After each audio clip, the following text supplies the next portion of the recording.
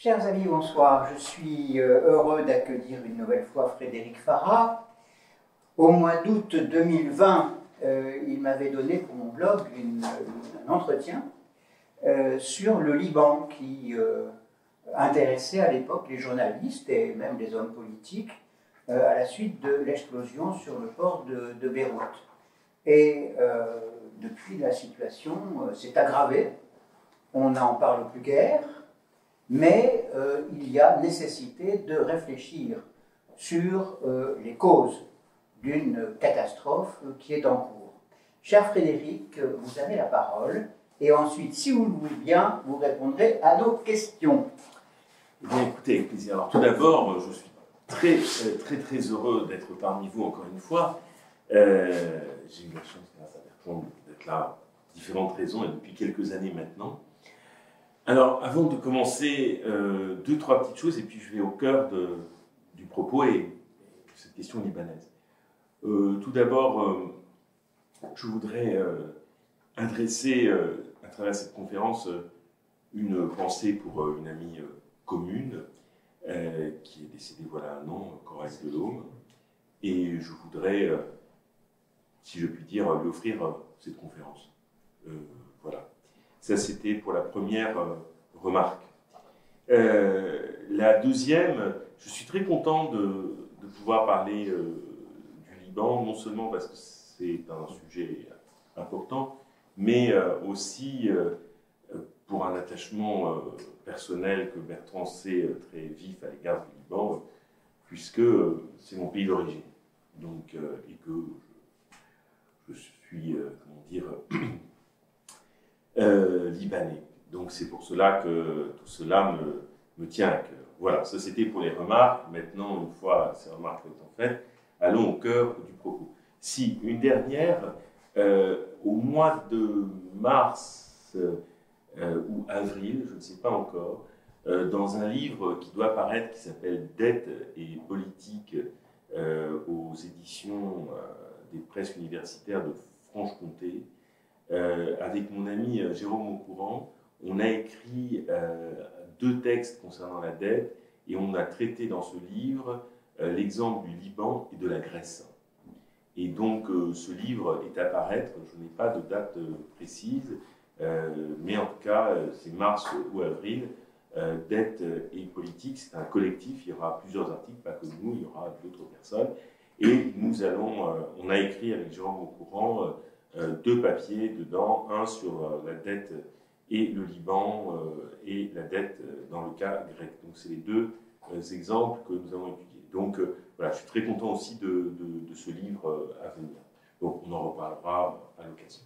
Voilà, toutes ces remarques liminaires étant dites, je peux aller au fond de mon propos. Donc l'effondrement du Liban, du moins économiquement parlant, a pu apparaître comme une surprise. Ce pays souvent reste dans la mémoire de certains comme la Suisse du Moyen-Orient des années 1950-1960, oubliant parfois aussi que ce titre de Suisse du Moyen-Orient était lié au secret bancaire. Donc, mais il reste dans l'esprit de beaucoup comme un âge d'or des années 50-60 libanaises. Après 15 années de guerre civile, 1975-1990, n'a-t-on pas vanté d'ici de là la résilience libanaise qui aurait permis de surmonter bien des difficultés. Terme de résilience qui est devenu surprésent dans le débat public jusqu'à l'excès. L'autre surprise est politique, c'est que malgré un tel désastre économique, les parties prenantes du système politique se sont refusées à constituer un gouvernement pendant 13 mois, et à l'heure où je vous parle, le gouvernement a cessé de se réunir.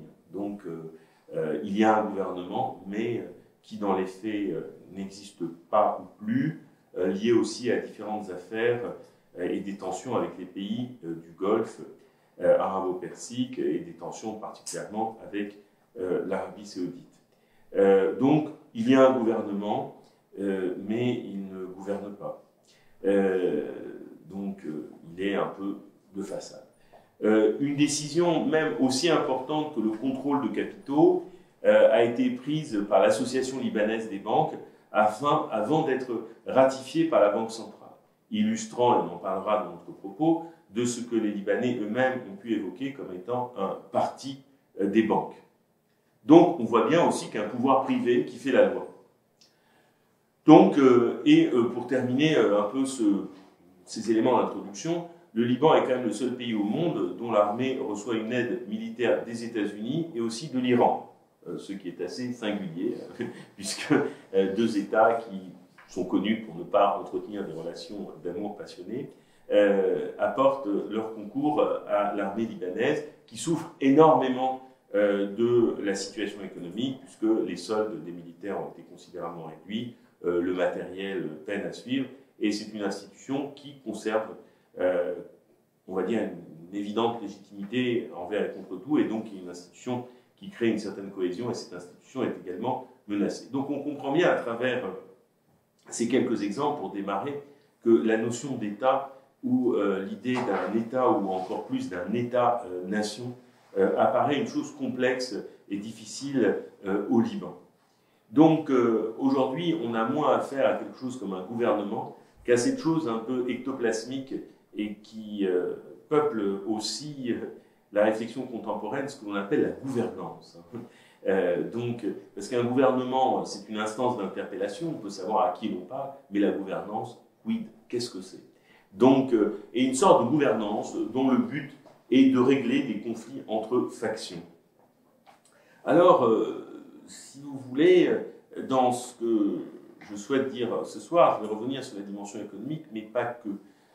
Avant d'aller plus loin et d'exposer ce que je souhaite vous dire, je voudrais quand même faire deux remarques qui s'articulent avec les propos que je viens d'énoncer.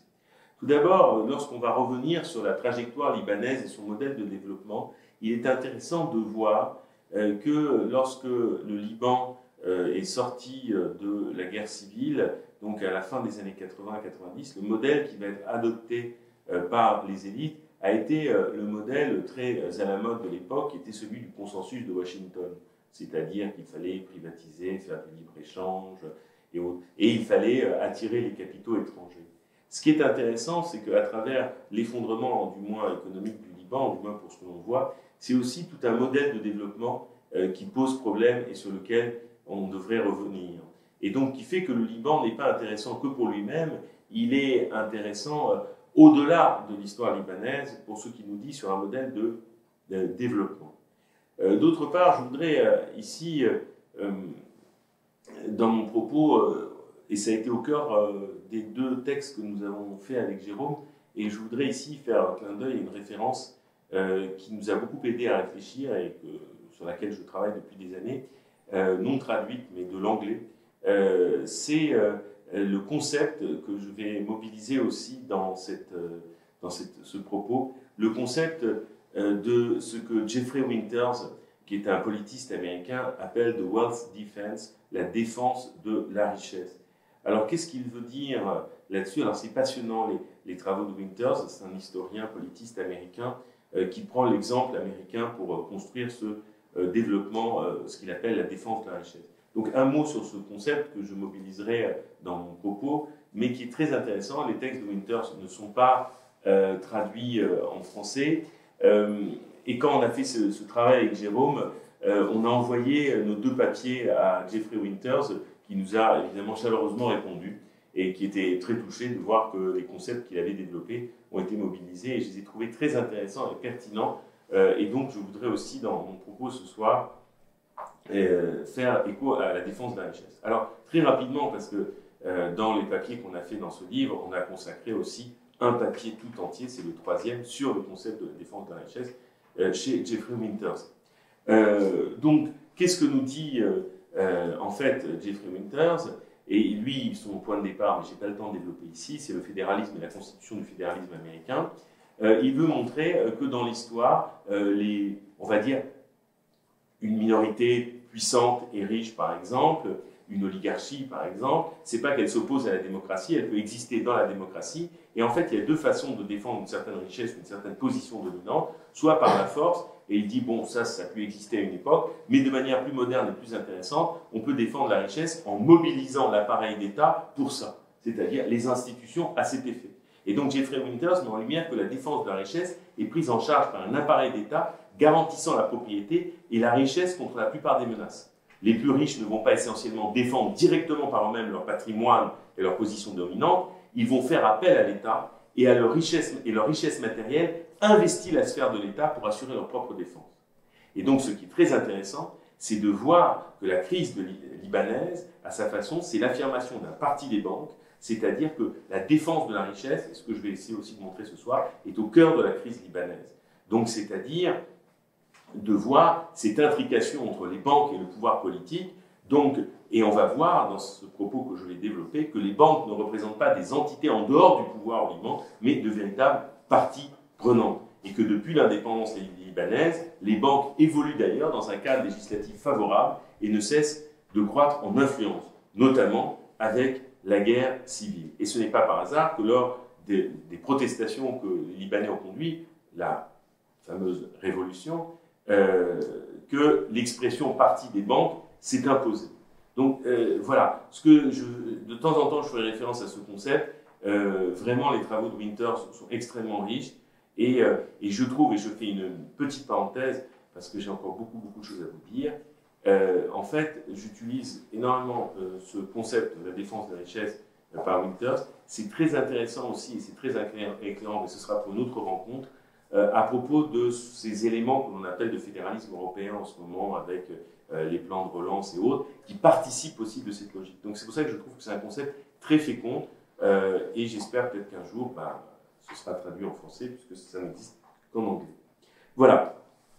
Donc ces remarques étant faites, je voudrais, avant d'attaquer la question économique de front, même si peut-être pour tout le monde ici, ce que je vais dire sur le Liban, l'histoire libanaise est connue de vous tous, donc pardonnez-moi peut-être de ces propos un peu contenus, mais bon, je me dis, c'est pas plus mal de le dire. Donc, alors, juste une petite remarque géographique, le Liban c'est un peu plus de 10 564 km² et c'est un peu plus grand que la Gironde française, hein, c'est tout. Donc il faut bien garder ça à l'esprit. Donc la Gironde, c'est à peu près 9000 et quelques kilomètres carrés, le Liban, c'est 10 000. Donc vous voyez, c'est pas non plus un territoire énorme dont on parle. Hein. Je veux dire, si on doit faire une comparaison. Bien. Le pays, dans ses frontières actuelles, est le fruit de la Grande Guerre et de la disparition de l'Empire ottoman. Cependant, le mandat français, qui a été confirmé par la Société des Nations en 1922, qui est adjoint au Mont Liban traditionnel, maronite et druze, une bande côtière majoritairement sunnite et grecque orthodoxe, ainsi que la plaine de la Bekaa dominée par le chiisme. Donc le pacte de 1943, ça c'est un moment clé de l'histoire libanaise, c'est un compromis qui débouche sur une alliance. Oui, alors je le dis puisqu'on a la chance d'avoir dans la salle quelqu'un qui est arabophone, je vais dire les choses en les prononçant à la française volontairement. Donc je tiens à le dire, pour ça, ça me fait toujours bizarre de prononcer à la française, mais bon, je vais le faire à la française. Bien. Qui débouche sur une alliance entre Béchar el-Khoury, chef du parti constitutionnaliste, élu à la présidence de la République, et Riyad el-Sol, représentant indépendantiste, nommé à la présidence du Conseil. Ce pacte de 1943, qui marque un peu la naissance du Liban moderne, met fin au mandat français. Et avec cette idée que les chrétiens libanais ne rechercheraient plus de protection étrangère et les musulmans abandonnant l'espoir de l'unité arabe. Mais plus positivement, les uns et les autres reconnaissent le Liban comme la patrie définitive de tous, mais à visage arabe. Alors, ce qui est intéressant, c'est le discours que Riyad el-Sol prononce le 7 octobre 1943 et qui, pour moi, que j'ai relu dans une très bonne biographie qui lui était consacrée. Et ce discours n'a pas vieilli. Voilà l'extrait de ce que nous dit Riyad el-Sol le 7 octobre 1943. Nous voulons une vraie indépendance, nous voulons une souveraineté nationale absolue, nous voulons disposer de nos ressources comme nous le jugeons bon, selon le seul diktat de notre intérêt national. Voilà le mot d'ordre de ce gouvernement que j'ai l'honneur de former et de diriger. Je trouve qu'il y a une modernité qui va au-delà du Liban. Nous voulons une vraie indépendance, nous voulons une souveraineté nationale absolue, nous voulons disposer de nos ressources comme nous le jugeons bon, selon le seul dictat de notre intérêt national, vouloir le mot d'ordre de ce gouvernement, voilà le mot d'ordre de ce gouvernement que j'ai l'honneur de former et de diriger. Je trouve qu'au-delà du Liban, c'est une modernité assez incroyable. Voilà. Ce discours fondateur s'accompagne aussi de précisions sur le rapport du Liban avec le reste du monde. Voilà ce qu'il dit également. Le gouvernement établira des relations du Liban avec les États arabes sur une base solide qui garantira le respect de l'indépendance et de la pleine souveraineté et de l'intégrité territoriale du pays, car le Liban est un pays à visage arabe qui puise ce qu'il y a de bon et d'utile dans la civilisation occidentale. Voilà, on voit bien que le souci de... Et on voit bien combien ce pays, pour des raisons historiques que je pourrais peut-être développer dans la discussion, on voit bien qu'il est entre Orient et Occident, qui est effectivement ce mélange, et avec cette idée de l'indépendance. Et je crois qu'il faut garder ça à l'esprit, parce que cette espérance de Riyad El-Sol en 1943 attend toujours d'être réalisée, si vous voulez. C'est-à-dire que, par exemple, vous voyez, pourquoi je dis ça avant de continuer un peu plus loin, eh bien, regardez les tensions qu'il y a en ce moment entre l'Arabie Saoudite et le Liban. Bon, la France s'est mêlée de la partie, et un des malheurs libanais, c'est souvent les partis en place ou locaux vont toujours faire appel à un patron extérieur. Il y a toujours le patron extérieur. Et au Liban, c'est le malheur de l'État tampon, c'est-à-dire où se règlent des questions régionales que les puissances elles-mêmes ne règlent pas directement. Et au Liban, il y a trop de monde, si je puis dire. On a les Iraniens, on a les Saoudiens, on a les Américains, on a les Israéliens, enfin, ça fait beaucoup, les Syriens, ça fait trop de monde. Et donc, cette présence des patrons extérieurs qui n'en finissent pas d'intervenir, ce qui fait que cet appel à l'indépendance de 1943 résonne encore aujourd'hui. Ce compromis de 1943 va organiser confessionnellement le pouvoir politique, sachant que, là, ici, je ne peux pas rentrer dans tous les détails de l'histoire libanaise, même si j'en crée de l'envie, mais tout simplement, en 1926, dans la première constitution, il n'y avait pas le confessionnalisme. Il apparaît avec le pacte.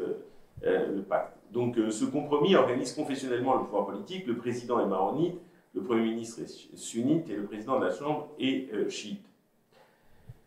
La gestion confessionnelle du pouvoir apparaît à ce moment-là, puisque la Constitution 26 ne prévoyait pas de répartition du pouvoir en fonction des communautés. Riyad El-Sol est pourtant au départ hostile au confessionnalisme, qu'il juge contraire au progrès du pays, et souhaite réformer la loi électorale et s'emparer de la question du recensement. La dernière fois que la population a été recensée au Liban, c'est en 1932. Il n'y a plus eu de recensement depuis, terminé, pour des raisons évidemment politiques. Donc, ce qui fait que aujourd'hui, on a des informations, comment dire, démographiques, mais on n'a pas de recensement en tant que tel. Donc ça, c'est aussi pour... Et ça aussi, si vous voulez, je n'en parlerai pas ici parce que je vais énormément insister sur la dimension économique, mais aujourd'hui, on s'empresse de dire qu'il faut se débarrasser du confessionnalisme. Oui, mais par quoi? C'est ça la question. C'est-à-dire, parce qu'on ne peut pas penser, vu la configuration, un homme, une voix, paraît un peu une formule périlleuse, on va dire. Hein. Une question épineuse tant elle a des conséquences sur les équilibres politiques et confessionnels. La référence à un statut de droit commun devient alors impossible. La communauté des citoyens cède le pas aux communautés confessionnelles. En somme, une citoyenneté en rétraction. Et comme le souligne l'historien et économiste libanais Georges Korn, à propos de la citoyenneté, cette dernière n'a jamais été créée, ce qui a permis aux chefs communautaires de devenir des distributeurs exclusifs de passe-droits et d'avantages matériels au détriment de l'État.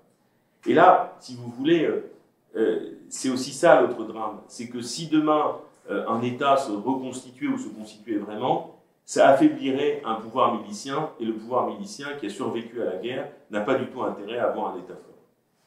Évidemment. Donc parce que c'est lui qui distribue, évidemment, toutes sortes de rétributions.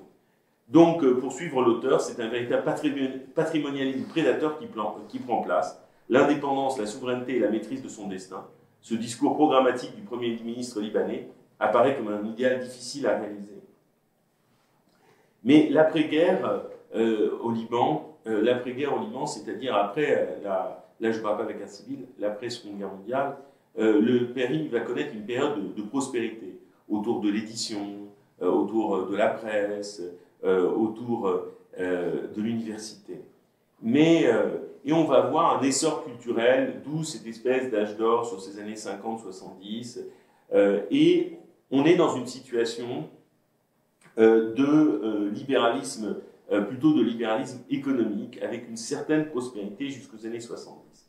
Il y a eu des tentatives de construire un État plus fort, plus redistributif, après les épisodes de 1958, avec l'arrivée au pouvoir de Fouad Chehab et de ce qu'on a appelé le chéhabisme, qui a été une tentative d'affirmer l'État libanais et vraiment de construire avec des dépenses publiques qui viennent soutenir l'activité. Donc c'est un moment qui a été assez bref, le chéhabisme, après 58, jusqu'au milieu des années 60, c'est-à-dire l'affirmation autant que possible d'un État.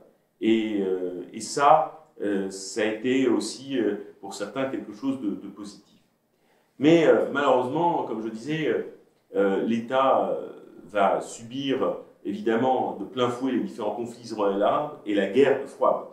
Donc la première secousse, comme je viens de le dire, c'était en 58, largement liée à l'affirmation du nasserisme chez les sunnites, donc Nasser, et donc ça va inquiéter les maronites, et qui vont s'éloigner du pacte de 43, et les maronites, qu'est-ce qu'ils vont faire? Ils vont faire alliance avec les États-Unis.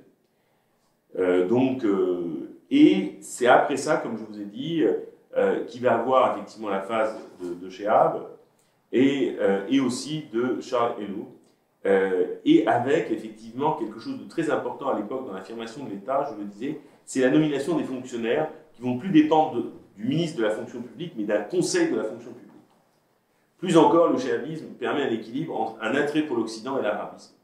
Mais qu'est-ce qui va encore une fois percuter le Liban, malheur de l'État tampon? C'est la question israélo-palestinienne, puisque la cause palestinienne prend de l'ampleur après 68, et le Liban, après les désastreux accords du Caire de 1969, eh bien, accueille des troupes combattantes palestiniennes avec ce qui va arriver par la suite.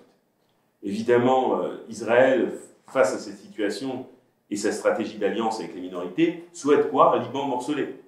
Elle verrait d'un bon œil la création d'un État chrétien avec lequel elle pourrait s'allier. Et elle est aussi intéressée par différentes ressources, cette fois-ci du sud du Liban. Et donc, en fait, cette rencontre entre l'ambition israélienne et la contestation palestinienne conduisent à l'issue fatale de 1975 et donc à la guerre civile qui dure jusqu'en 1990. Sachant que les milices à l'œuvre existaient déjà dès 1967. Et donc, en fait, ce qui est très important à garder à l'esprit, c'est que même si la guerre se termine en 90, ou du moins elle se termine relativement, le pouvoir milicien ne disparaît pas. En fait, il abandonne le vêtement militaire pour le costume civil. Mais il reste toujours là. Et par exemple, nous avons des figures comme le président du Parlement libanais, M. Berri, qui est là depuis 1992. Il est toujours président du Parlement depuis 1992. Bon, inamovible. Donc, seule la mort mettra un terme, évidemment, à cette affaire. En dehors de cela, donc, voilà. Mais peut-être que même il réussira à vaincre la mort, on ne sait pas. On n'a aucune idée à ce stade. Et voilà, ils sont tous, Joublat, Aoun, ils sont toujours là, etc. Même si, on peut constater que l'espérance de vie, malgré tous les épisodes, a l'air plutôt bonne. Donc, voilà, ça semble être plutôt en forme. Donc, et en fait, ces accords de Taïf en 89, évidemment, qui se fait en 89, ne va pas changer grand-chose à cet ordre communautaire, et ces accords, même si elles avaient prévu la fin du confessionnalisme, mais c'est sans effet. Donc, et comme le souligne Hassan Toueni, on passait de la séparation des pouvoirs, règle sacrée de la démocratie parlementaire, à une répartition des pouvoirs non seulement entre les présidents, mais entre les communautés. Donc, si vous voulez, il faut bien comprendre qu'à ce stade, dans ces développements rapidement brossés avant que j'arrive à la crise, il faut bien garder à l'esprit qu'un des enjeux au Liban, c'est l'affirmation d'une conscience nationale, ce qui n'est pas facile, et on l'a vu dans les événements à partir de 2019 que cette conscience nationale s'est davantage affirmée, et toute la difficulté d'être là où le Liban se trouve, hein, c'est-à-dire dans une région marquée par la tension et les conflits, et la difficulté d'affirmer ou de faire apparaître un État, même s'il y a eu de brefs épisodes d'apparition de celui-ci. Pour saisir la difficulté de l'affirmation de l'État libanais, il convient de s'aventurer dans ce qu'on appelle le néopatrimonialisme. Le néopatrimonialisme, qu'est-ce que c'est? C'est signifie l'usage par les détenteurs de postes publics de leurs charges pour le bénéfice personnel. C'est curieux parce que ça résonne au-delà du Liban. Ce concept a été utilisé à la place du concept de clientélisme politique parce qu'il est plus général et englobe des pratiques variées qui ne sont pas couvertes par le second.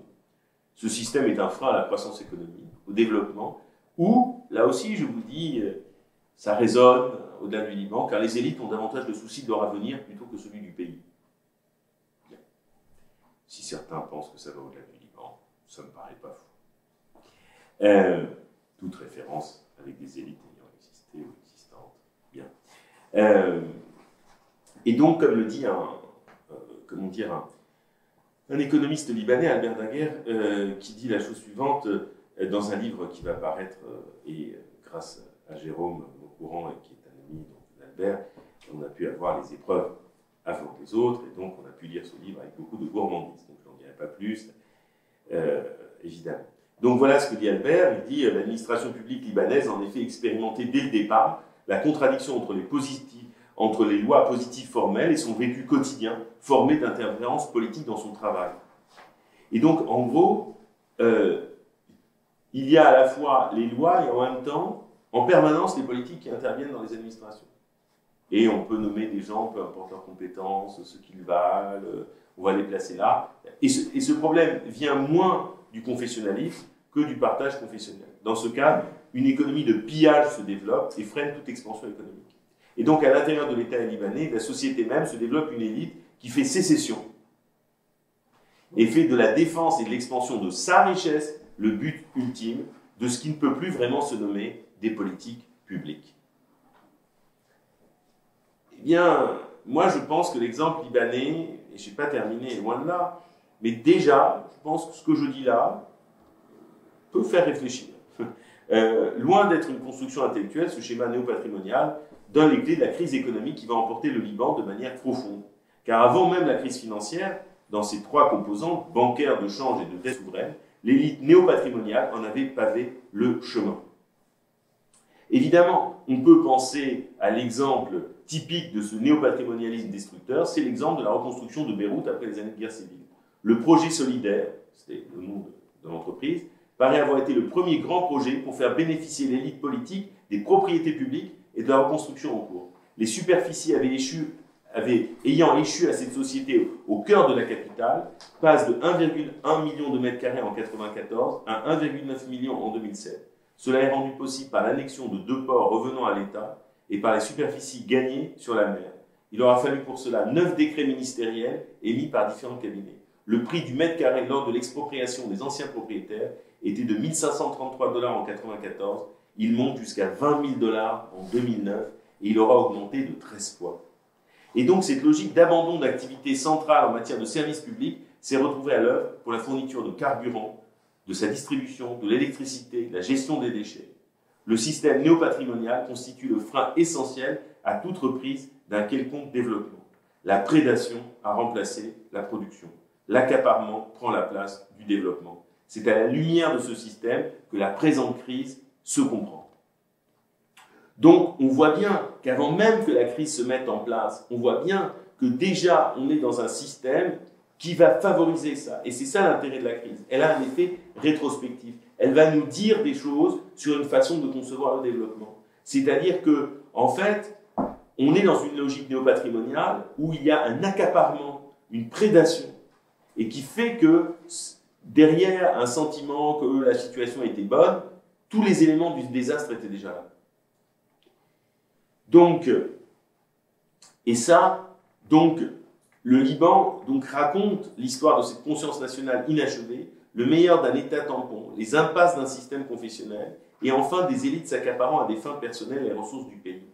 Et donc, ça me paraît essentiel, avant que je rentre dans les détails et que de la crise elle-même, de bien comprendre qu'il faut avoir ce paysage en tête.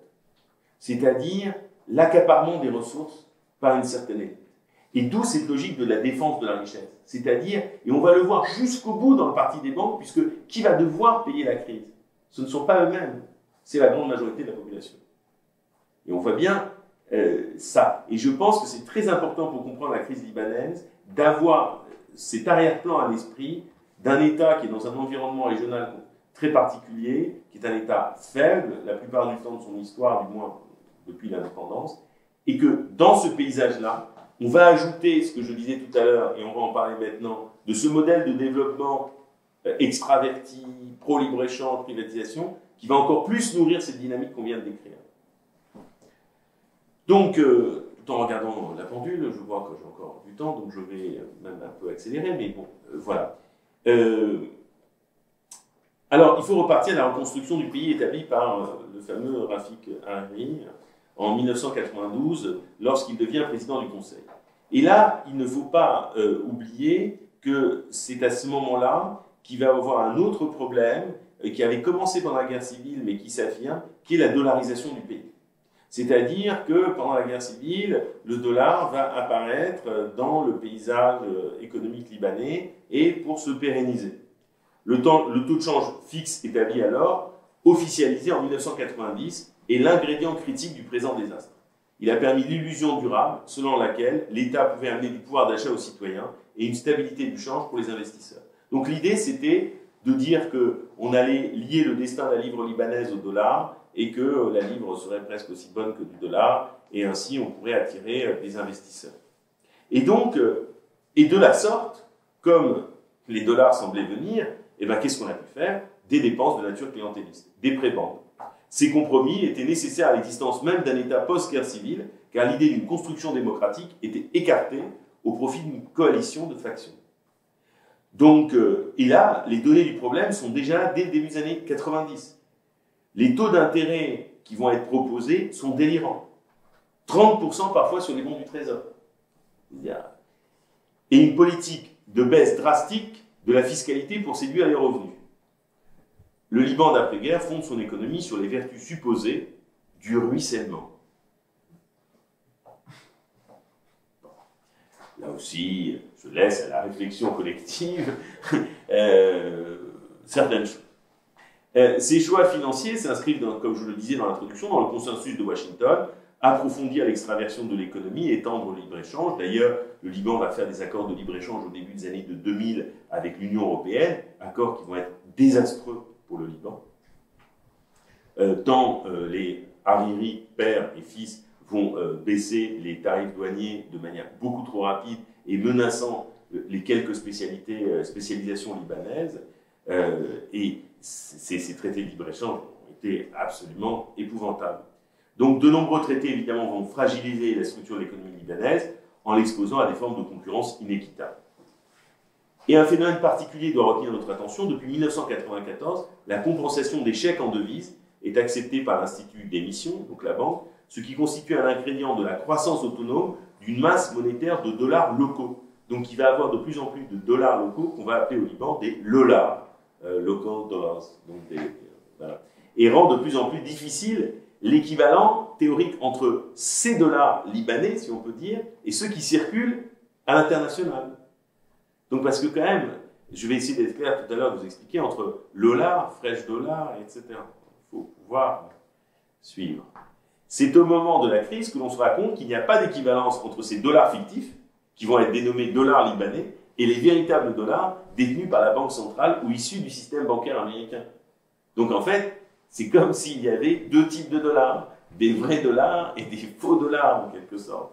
Et donc en fait, par ailleurs, la dollarisation est un phénomène nourrissant l'inégalité. Toute dépression du change va frapper tous ceux qui dépendent essentiellement du circuit de la monnaie nationale. D'où l'importance pour toute la société du bon maintien du taux de change fixe, quel qu'en soit le coût à court terme. Pendant 3 décennies, ce système de change fixe et de faible imposition a permis à une fine couche sociale de bénéficier de profits extravagants. Ce qui a nourri évidemment une répartition inégalitaire de la richesse sociale, et on voit bien que ça ruisselle pour certains, mais pas pour d'autres. Ça se vérifie dans d'autres pays, évidemment. Des pays que nous pouvons connaître, ou dans lesquels nous pouvons vivre. Par exemple. ça comme ça. Donc, les déficits budgétaires récurrents nourrissent alors une croissance de la dette publique qui n'en finit qu'à une minorité créditrice. C'est ça qui va être fou et que je vous dirai aussi dans mon développement, c'est que ce qu'on appelle une pyramide de Ponzi, effectivement, qui est une escroquerie, ce qui va être extraordinaire en Liban, c'est qu'elle va faire l'objet d'une véritable légalisation. C'est-à-dire c'est quelque chose qui devient légal.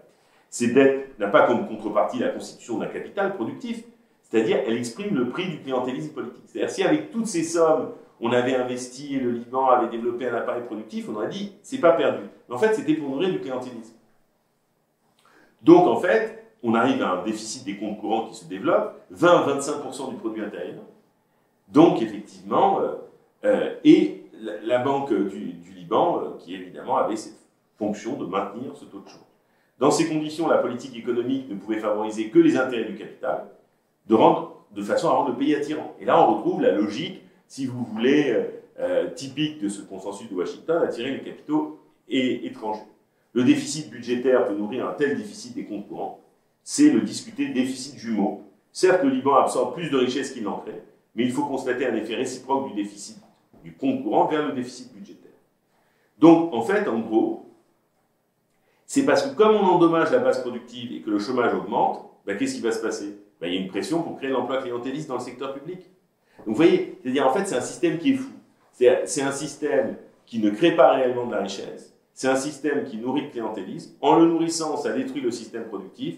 En le détruisant, ce système productif, ben, il faut créer des emplois fictifs et céder à la pression clientéliste. Et le truc n'en finit pas. Et ça crée une espèce de cercle vicieux. Il n'y a pas de base productive, elle est détruite. Donc, il faut créer des emplois un peu qui vont être complètement fictifs pour essayer de continuer à faire vivre le système. Donc, en fait, durant toutes ces années-là, avant la crise, le Liban a l'air sympathique, aller en voyage, c'est très agréable, c'est très plaisant, le pays est beau, il y a plein de choses à faire. Mais derrière, il se passe un drame économique qui est considérable, parce qu'il y a toute une partie de la population qui vit en dessous du palier de pauvreté. Avant la crise, on était à 55%, et au cours de la crise, on est passé à 78%. Donc, à partir de là, si vous voulez, le système n'est pas fiable. Donc, la reconstruction favorise quoi? Les banques, l'immobilier et le tourisme. Donc, et à l'encontre de certains clichés, ce n'a pas toujours été aussi vrai. En effet, avant la guerre, la part de l'industrie et des exportations n'était pas négligeable. Et le potentiel agricole du pays aurait pu être valorisé. Mais cela n'intéresse pas ce qu'on appelle la faction pro-saoudienne, qu'incarne alors Hariri, dont les intérêts économiques ne sont pas liés à l'économie productive, qu'elle soit agricole ou industrielle, et dont les schémas mentaux et dont la représentation sont issus des modèles expérimentés dans les pays du Golfe, c'est-à-dire la rente financière ou foncière. Alors ça, c'est très intéressant à garder à l'esprit. C'est-à-dire que quand on observe les Hariri et qui ont été au pouvoir, père et ensuite fils, ce sont des gens qui ont intimement lié leur destin économique personnel à l'Arabie Saoudite. Et donc, ils ont une mentalité, une représentation du monde qui vient de là, c'est-à-dire une logique rentière, et pas une logique d'une économie construite, d'une économie pérenne. Donc, l'idée, c'est créer des systèmes de rente, parce que c'est ça leur imaginaire. Et ça, c'est très important aussi pour, comment dire, les élites, voir quel est leur imaginaire. L'imaginaire des Hariri, c'est ça, c'est un imaginaire de la rente. Et donc, et ça, d'où, comment dire, il va avoir un effort, et c'est ça aussi le système qui va être très bizarre, il va avoir tout un effort éducatif pour fabriquer une élite libanaise, mais qui va avoir pour fonction de ne pas rester au pays, mais d'aller ailleurs. Ce qui est fou, en fait, dans cette histoire. Donc, et alors, et en fait, on se retrouve face à une dépendance aux capitaux étrangers, et qui est très très importante à la veille de la crise de 2019. Sans ces capitaux étrangers, la Banque du Liban ne pourrait verser 4 milliards d'intérêts en contrepartie des 60 milliards de dépôts, 60 milliards de dollars de dépôts des banques dans ses comptes. Donc en fait, qu'est-ce qu'elle a fait? La Banque du Liban a conclu des accords avec les banques commerciales locales pour attirer les devises en offrant des taux d'intérêt extraordinairement élevés en échange de dépôts en devises étrangères. Cette mécanique financière enrichit une minorité constituée de banques, de politiciens, de titulaires de gros comptes. Donc, si vous voulez, en fait, le Liban va accumuler ainsi une dette qui va être considérable. On ne se rend pas compte de 86 milliards de dollars, soit 1,7 fois la taille de son économie. sans que beaucoup, même s'en inquiètent à ce moment-là. Mais on se dit, avant la crise, on se retrouve avec 86 milliards de dollars de dette, 1,7 fois la taille de son économie. La défense du taux de change fixe est assurée, et c'est là l'essentiel pour les intérêts établis, mais aussi pour l'opinion publique, victime d'une véritable propagande qui permet l'intrication des pouvoirs bancaires et médiatiques. D'où la logique de la défense de la richesse. Donc, en fait, la dette dévore le budget de l'État et donc nuit à l'intérêt général. Il est probable que le comportement de l'élite dirigeante, qui aurait dû être très rigoureuse, a contribué à faire échouer ce système de change. Quoi qu'il en soit, le dollar libanais, celui que les banques locales prétendaient détenir, devait offrir un différentiel conséquent de rémunération avec le niveau du marché mondial. Donc, en gros, les choses ont tenu comme ça, grosso modo, jusqu'en 2011. Cette espèce de système extrêmement fragile, problématique, où, en gros, on attire les capitaux étrangers, on s'ouvre, on fait du libre-échange, on fait du clientélisme, on tient un taux de change impossible, et tout ça va fonctionner jusqu'en 2011. Et qu'est-ce qui se passe en 2011? C'est le conflit syrien. Et là, ça va changer la donne. Qu'est-ce qui va changer la donne? Eh bien, comment dire, lorsque la crise syrienne a éclaté, l'offre de nouveaux dollars a commencé à faiblir. Donc, en raison d'un manque de confiance. Une simple baisse des investissements des étrangers, des moindres transferts de capitaux des expatriés libanais a déséquilibré le système. Et donc, qu'est-ce qui s'est passé? C'est-à-dire que, en fait, du fait de la situation liée à la Syrie et à la guerre civile syrienne, eh bien, de moins en moins de dollars, crise économique dans la région, les pays de la pétromonarchie amènent moins de dollars et les dollars se retirent. Et qu'est-ce qui va se passer? Parce que là, on sent que le système va s'effondrer.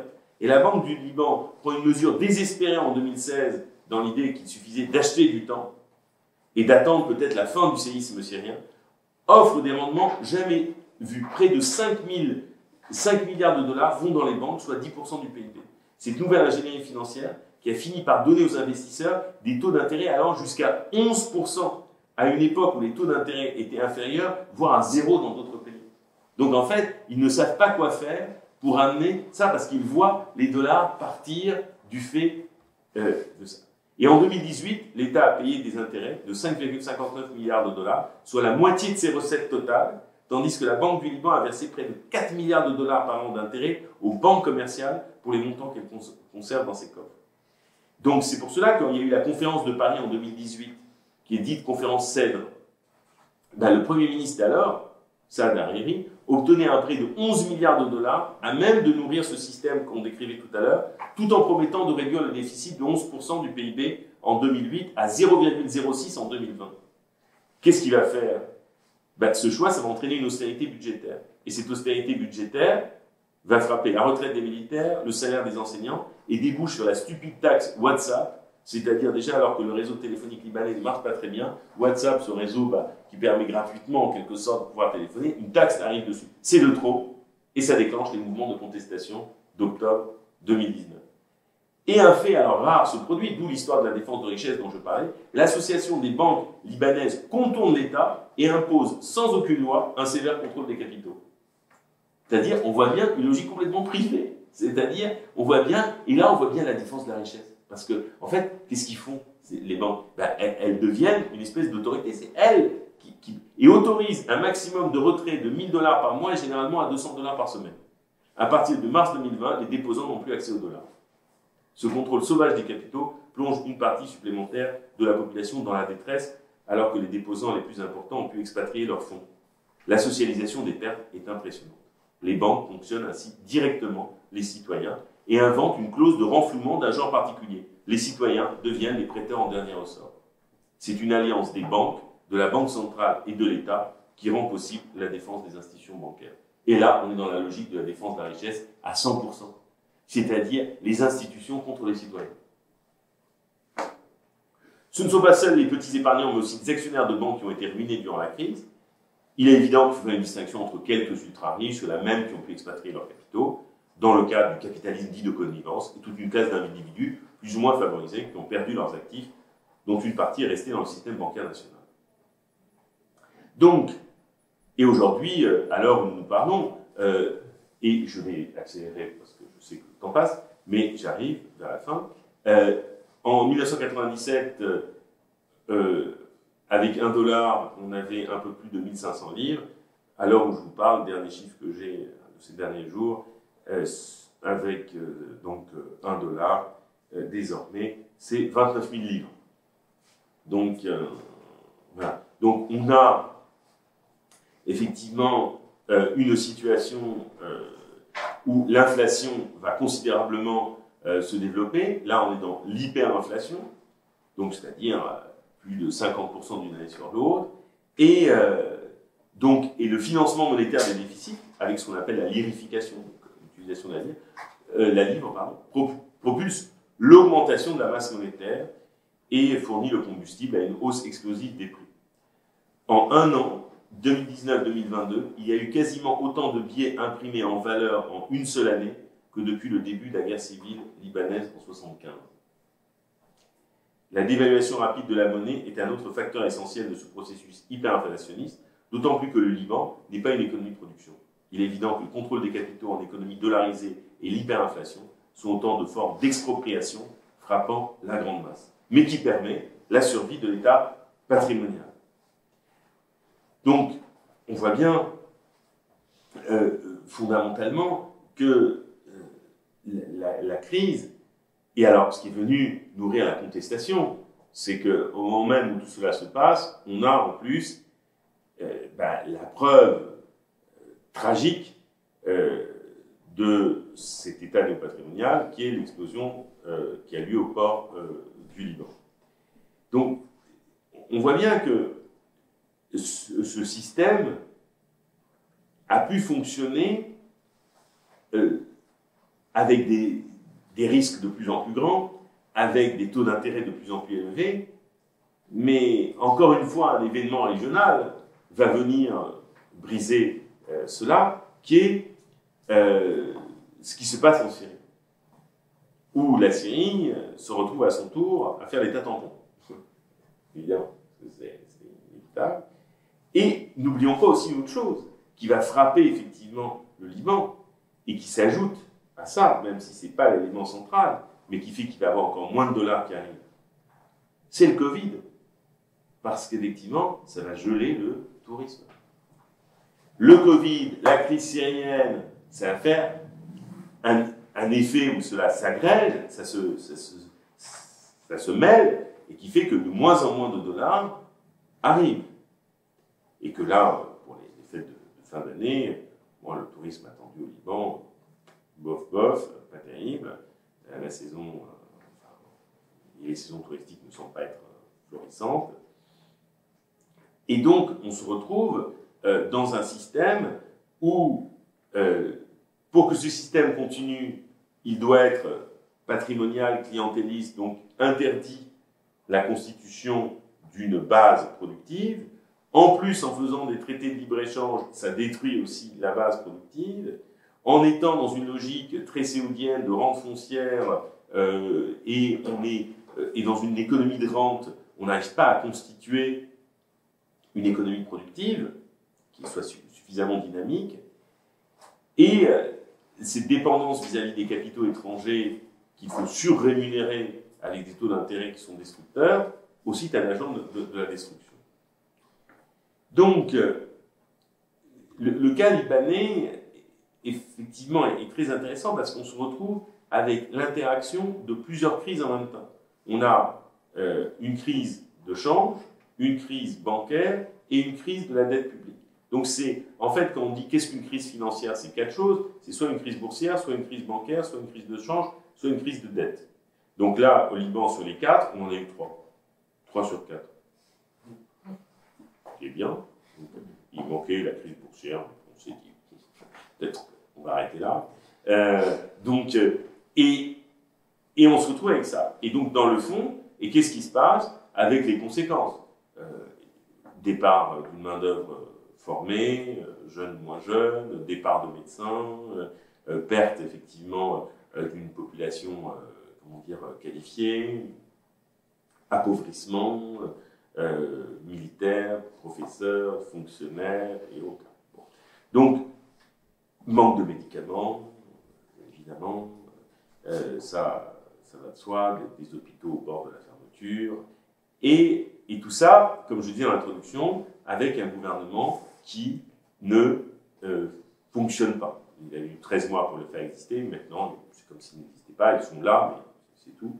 Il ne se passe pas autre chose qu'une présence. Et donc, si vous voulez, pour ne pas être trop long, parce que je vois que là, il est temps que je m'arrête,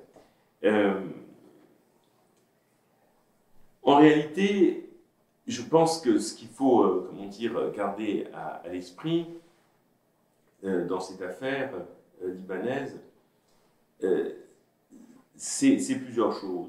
C'est de toutes les façons, il y avait un terreau qui favorisait cela. C'est-à-dire que l'histoire de l'État libanais, la construction de cet État néopatrimonial avait créé un cadre qui était favorable à ça. Sachant que la logique milicienne n'avait pas du tout disparu depuis la fin de la guerre civile, demeurait, mais sous une autre forme, mais qui était là, et que, en gros, ce qui est le plus terrible, et c'est ce que j'ai voulu dire et qui est pour moi le plus important, c'est d'avoir quand même créé un système où à la fin, c'est le plus grand nombre qui va éponger une crise pareille. Hein, c'est le citoyen qui devient le prêteur en permanence. Et aujourd'hui, ce que l'on peut dire, c'est que le mouvement qui a eu lieu à partir du 17 octobre 2019 voulait changer la nature du système politique, qui est constitué de factions, pour y substituer un État impartial. Donc vraiment avec l'idée d'une représentation nationale, et sortir de la logique des factions et du communautarisme. Pour l'instant, le mouvement s'est essoufflé quelque peu, la situation économique continue de se dégrader, et l'impuissance politique se poursuit. Alors, et je crois que la question, elle est économique, mais elle est surtout et avant tout politique dans le bon sens du terme. Et je crois que le Liban nous dit aussi des choses sur le rôle des élites, sur les imaginaires, sur ces modèles de développement qui ont été retenus. Et je pense qu'il ne faudrait pas juste regarder le Liban comme un cas spécifique d'un pays ou autre, mais d'en tirer aussi des enseignements, des réflexions, même pour les sociétés comme les nôtres, et de voir que certains choix économiques, politiques, peuvent être néfastes, que ce soit au Liban ou ici. Je vous remercie.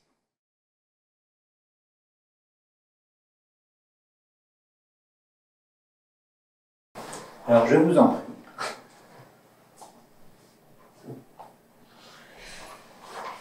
Oui. Question. Vous avez parlé du système clientéliste de métiers qui ne sont pas des métiers de production, mais est-ce que du coup, vous entendez... Qu'est-ce que vous entendez par ces métiers clientélistes? Est-ce que c'est des métiers à la bullshit job, selon David Graeber, ou ce sont même des métiers qui n'existent, qui n'ont même pas du tout de fonction? En fait, dans l'idée du clientélisme, c'est que parfois on va créer par exemple des fonctions dans l'administration qui sont parfois pléthoriques mais qui ne répondent pas réellement à des besoins, mais en même temps ça répond à des besoins puisque d'une certaine façon il faut bien créer un emploi même s'il n'a pas de réalité ou même s'il ne correspond pas peut-être à une utilité immédiate et qui peut être créé, voilà. Parce que c'est l'État qui pourvoit, on va dire, aux besoins, si je puis dire, à sa façon, même s'il n'y pourvoit pas vraiment. Et on pourrait dire aussi que c'est des emplois qui sont créés parfois sur des bases qui sont soit effectivement confessionnelles ou pas que. Donc c'est pour cela que c'est pas au sens que l'on entend ici ces emplois qui parfois interrogent dans des entreprises ou autres. On se dit mais qu'est-ce que c'est que ces boulots, à quoi ça sert, ces fameux bullshit jobs dont on parle. Donc je dirais c'est moins la maladie de l'Occident que plutôt c'est cette espèce de cercle vicieux comme je disais, c'est que quand il n'y a pas d'emploi productif, l'État après à son tour fabrique toutes sortes d'emplois dans les administrations, des recrutements qui sont plus ou moins discutables ou contestables, qui correspondent à des logiques politiques, mais pas forcément des logiques de besoins économiques en tant que telles, et qui fait qu'on peut mettre des gens à la compétence relative ou parfois absente à faire certains postes en se demandant qu'est-ce qu'ils font là? Mais s'ils sont là, c'est bien pour des raisons autres qu'une spécialisation, la maîtrise d'une compétence particulière, mais plutôt de répondre à une logique politique, une logique de relation qui permet à... Et en même temps aussi, ça permet à des individus, en quelque sorte, si je puis dire, quel qu'il soit, d'avoir une paye, un salaire, même si ça ne correspond pas peut-être à quelque chose d'infiniment nécessaire. Nicolas, je t'en prie. Je vais avoir deux questions si vous me le permettez. Mais même plus. Bon. Tout d'abord, donc vous êtes revenu à plusieurs reprises sur les investisseurs étrangers qui avaient fait profit au Liban. En dehors de l'Arabie Saoudite, de quel pays ils provenaient? Oui, alors quand je dis investisseur, effectivement, il faut bien comprendre que, comment dire, au Liban, il y a une articulation qui est très importante avec les pays du Golfe arabo-persique qui jouent un rôle évidemment essentiel. Donc, par exemple, les liens qu'il y a avec les Émirats arabes unis, avec Dubaï en particulier, avec Bahreïn, donc l'Arabie saoudite évidemment au premier chef. Donc les pays, comment dire, du Golfe qui jouent un rôle clé. Il y a aussi des liens effectivement avec, alors là, différents, mais aussi des liens quand même économiques également avec la Turquie, qui joue un rôle. Mais disons, on va dire que le Liban est une plaque tournante aussi, principalement et pas que, avec les pays du Golfe, d'où l'extrême sensibilité de tout ce qui peut se passer là-bas. Quand, par exemple, l'Arabie saoudite décide d'arrêter les importations libanaises, quand il y a des tensions avec Bahreïn, etc., toujours c'est un peu panique à bord, parce que c'est de là où, effectivement, arrivent des subsides, c'est de là où arrivent ces investisseurs. Donc c'est pour cela que ces pays-là ont, on va dire, la dimension la plus stratégique. Après, évidemment, il n'y a pas que, comment dire, cette zone qui joue un rôle essentiel, mais disons que les investisseurs principaux viennent de là, en fait. Et quand ces pays vont mal, ce qui a été le cas à un moment donné de l'Arabie saoudite, qui a connu effectivement des difficultés économiques, évidemment, ça se retentit évidemment sur le Liban, ça revient sur le Liban, ça va de soi. D'accord, merci. Et est-ce qu'il y a un activisme économique israélien pour continuer à déstabiliser le pays, toujours dans une vision d'avoir un État allié chrétien, et pour aussi emmerder le Hezbollah libanais? De toutes les façons, Israël est présent dans le pays de bien des façons, c'est-à-dire les Libanais sont habitués à voir des avions qui passent.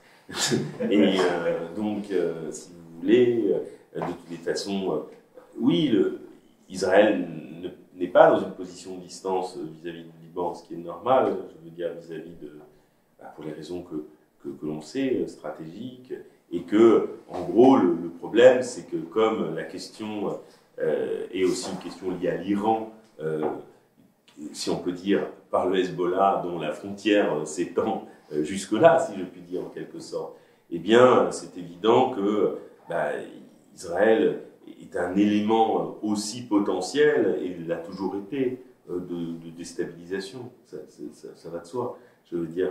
Et puis après, il y a des négociations aussi avec Israël sur des questions, comment dire, territoriales, que ce soit maritime ou terrestre.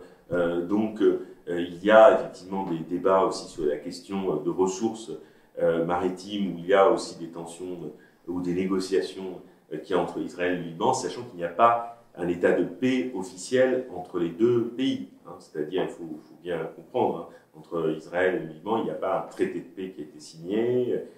Voilà, je veux dire, si vous allez voyager en Israël et vous avez un tampon israélien et vous arrivez au Liban, bon, évitez, quoi. Je veux dire, bon, après, si vous voulez essayer de voir ce que ça donne, mais c'est pas une bonne idée.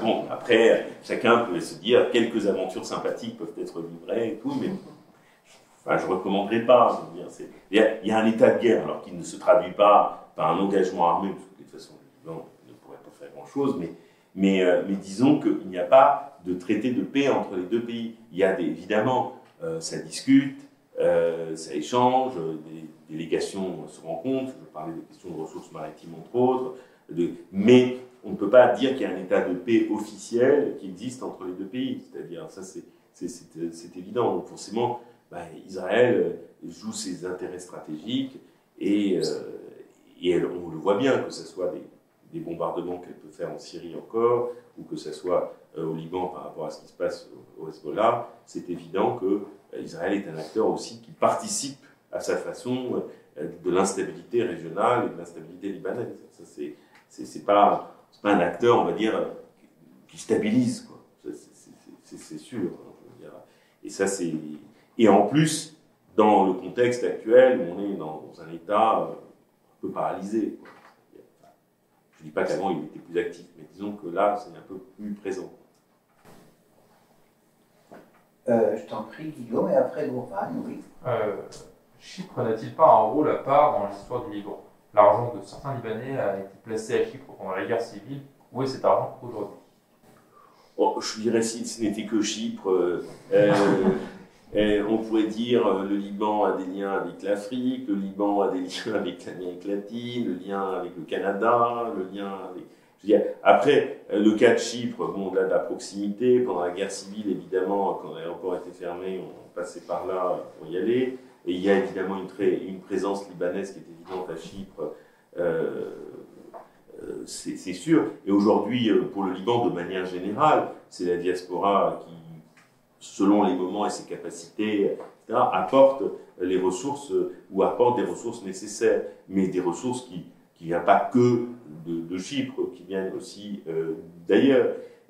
Donc, c'est évident que s'il n'y avait pas cet apport aussi de la diaspora, bon, qui est plus ou moins important et qui aussi peut présenter ses problèmes, c'est évident que pour toute une partie de la population libanaise, les choses seraient encore plus compliquées qu'elles ne l'est. Mais c'est évident que l'histoire libanaise, c'est une histoire de migration successive. Il y en a eu à la fin du XIXe siècle, il y en a eu après une famine après la Première Guerre mondiale, il y en a eu, comment dire, lors de la guerre civile. Je veux dire, le Liban a connu dans son histoire plusieurs étapes de vagues migratoires de personnes qui sont parties, qui ont quitté, qui n'ont aucun lien avec le Liban, ni en termes de langue ou autre, mais après, il y a aussi une diaspora plus récente qui, évidemment, apporte son soutien économique au pays, que ce soit à Chypre ou ailleurs, hein, je veux dire, parce que sinon, le pays est très largement dépendant de revenus extérieurs aussi. Hein. Et pas que des investisseurs, mais aussi, effectivement, de ces diasporas-là. Alors, du coup, déjà, merci beaucoup. C'était particulièrement intéressant, et surtout le fait de rentrer à ce point dans le détail économique, ce qui est assez peu abordé. Donc, j'ai deux questions aussi. La première, c'est quel impact l'explosion du port de Beyrouth a eu réellement? C'est-à-dire qu'on a beaucoup parlé de cette explosion, au-delà des morts, des blessés, des destructions matérielles. Quel impact économique dans un pays qui importe quasiment tout? Est-ce que les ports de Saïda, Tyr, Tripoli ont la capacité de prendre en charge ce que le port de Beyrouth ne peut plus prendre? Est-ce que ça va créer des famines ou un manque réel? Et à quel point? Et ensuite, ma deuxième question, c'est sur le Hezbollah. On en parle beaucoup, on sait qu'ils sont de plus en plus puissants.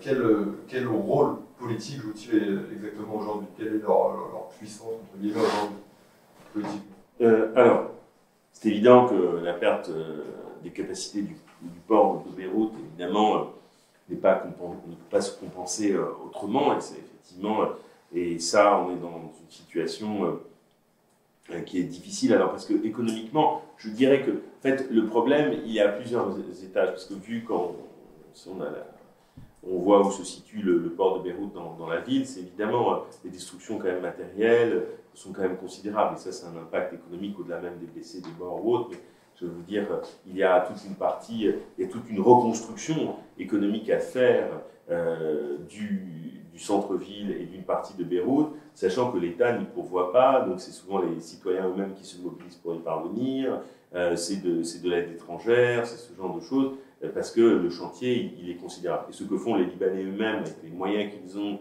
sans forcément compter sur l'aide de l'État, c'est quelque chose déjà de considérable. C'est évident qu'aujourd'hui, au-delà même des capacités libanaises réduites du fait de la situation du port, Ce qui est le problème, je dirais, au-delà même de ça, c'est vu l'effondrement de la livre libanaise, vu l'effondrement des réserves de change, vu la situation économique, le Liban vient à manquer, port ou pas port dans cette histoire, vient à manquer d'éléments essentiels, du lait pour les enfants, vient à manquer de médicaments, vient à manquer de ce genre de choses. Donc, ce qui fait que, évidemment, la situation du port est très problématique parce que c'est un actif stratégique central, et même si on essaye, tant bien que mal, autrement de compenser, c'est vrai que ça ajoute quelque chose de supplémentaire dans la difficulté que le Liban rencontre aujourd'hui. Et c'est sûr que le chantier de reconstruction, il est absolument considérable. D'autant plus que ce qui paralyse et complique les choses, c'est toujours le politique qui est lié à l'économie. C'est-à-dire qu'aujourd'hui, il y a toute mobilisation autour d'un juge qui n'en finit pas d'être destitué et qu'on juge impartial pour régler la question de savoir qui est à l'origine de ça, le juge Tarek Bitar en tant que tel, qu'il y a eu l'enquête, on a retiré l'enquête, etc. Donc, où il y a des tensions autour de ça. Mais on voit bien que même avant même de penser aussi cette logique économique, tant que la question politique n'est pas réglée aussi, cela brime aussi la possibilité de relancer l'activité économique ou de la faire repartir. Donc, c'est-à-dire les deux étant intimement partagés ou liés.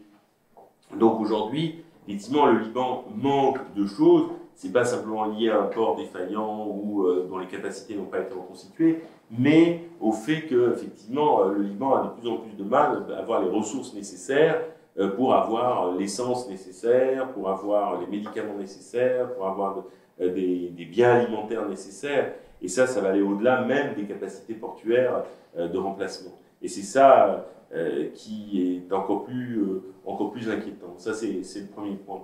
Et le deuxième point, alors le rôle du Hezbollah dans cette histoire, bon, de toutes les façons,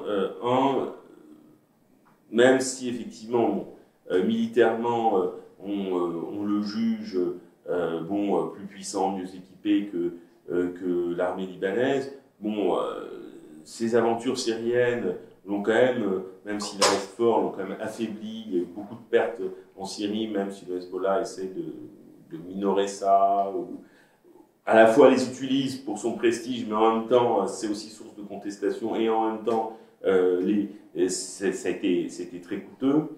D'autre part, évidemment, c'est une force politique qui est intégrée au jeu libanais. On ne peut pas dire que c'est juste une force qui vient de l'extérieur, qui a été parachutée, etc. C'est un élément du jeu libanais qui est absolument, essentiel, et qui a une capacité aussi de nuisance, comme les autres, qui est assez considérable. Mais aujourd'hui, j'en suis convaincu, peut-être je me trompe, même s'il y a eu des incidents armés récemment, ce genre de choses, des manifestations qui ont dérapé, des échanges de tirs, etc., tout ça, je crois, Hezbollah ou les autres, il n'y a pas de volonté réelle de recréer les conditions de quelque chose comme la guerre civile de 1975. Je crois que dans la société libanaise, aussi fatiguée soit-elle, aussi maltraitée soit-elle, malgré les dérapages, je ne crois pas qu'on soit dans une configuration, Hezbollah ou non, où on remettrait le couvert pour une nouvelle forme de guerre civile, qui ne peut pas être la reproduction de la précédente, mais je ne crois pas que les conditions soient réunies pour ça. Même si on peut trouver toutes sortes de raisons de dire que le baril de poudre est plein.